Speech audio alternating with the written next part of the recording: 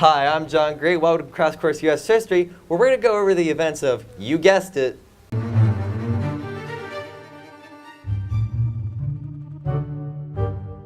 Today we'll be discussing the Mexican-American War. Exciting, I know. On March 2nd, 1836, Texas declared independence. Hooray! But this in turn caused the Battle of San Jacinto, which Mexican President Antonio Lopez Santa Anna and his army was defeated by Texan Sam Houston. The big cause of the Mexican-American War was the annexation of Texas. When Texas won independence in 1836, it also became a slave state. This means all the slaves that were previously there had to be sent back to their slave owners.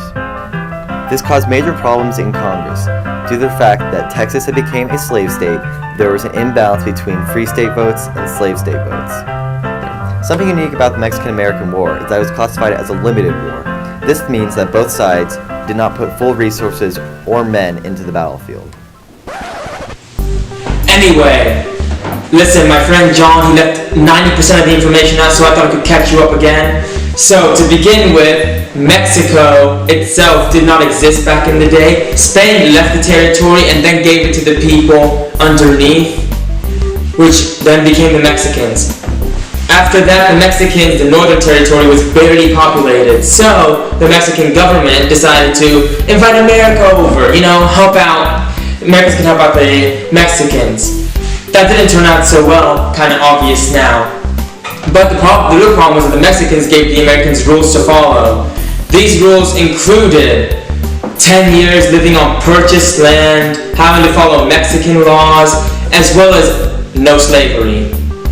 That was the real problem. You're not going to tell the Southerners that moved into the new land they cannot have slavery. Therefore, the Mexicans found the real problem when Texas fought for their independence and actually ended up winning it. Although Texas was not the size it is nowadays. Texas tried to join the United States twice and failed miserably. The US government did not want to antagonize the Mexican government because they thought it would just be a useless war, and that's why they did not add Texas as a new state. Also, the northern part of America at the time did not want to add Texas because that would also be adding a new slave state, and that just bring unbalance to Congress. Should we annex Texas? It could start a war. Let's do it.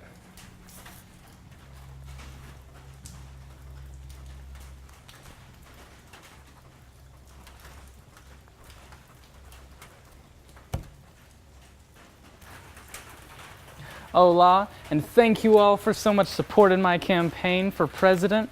I am looking forward to serving you and the people of this beautiful nation to make Mexico great again. Anyways, guys, the next part is a bit boring, so bear with me here. It's just a bunch of information that you still need to know eventually. So, I declare war on Mexico! now I can begin. After the start of the war, American troops forced the Mexicans across the Rio Grande and sent a fleet to attack port cities in California. This encouraged the already revolting Californians to fight for the U.S.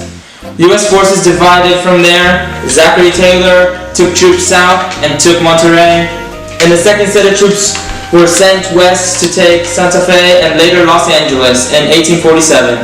Revolts in Mexico City halted counterattacks efforts allowed Taylor to take Buena Vista. However, Polk was suspicious of Taylor's political ambitions and sent a second army to take Veracruz.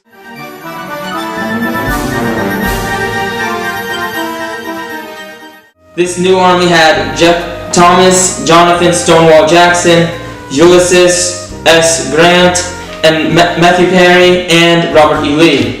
This army went from Veracruz to Mexico City, fighting off Mexican attempts to stopping them, even though they were outnumbered. Their valiant efforts led to them taking Mexico City in September of 1847. Mexican President Santa Anna then fled Mexico City, and the Treaty of Guadalupe Hidalgo was signed, thus ending the war. Mexico also surrendered a lot of land that now in the modern U.S. includes California, Nevada, Utah, Colorado, Arizona, New Mexico, and Wyoming to the U.S. Except for a small portion of land in southern Arizona and New Mexico that was bought later in 1853 for about $10 million US.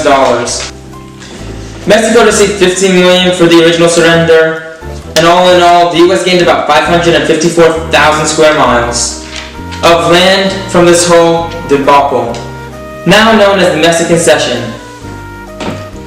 Now, I hope you did get all that, because I'm not going to be reading it again, but that was the boring part of this little crash course. So now to get on to something even more fun, the casualties.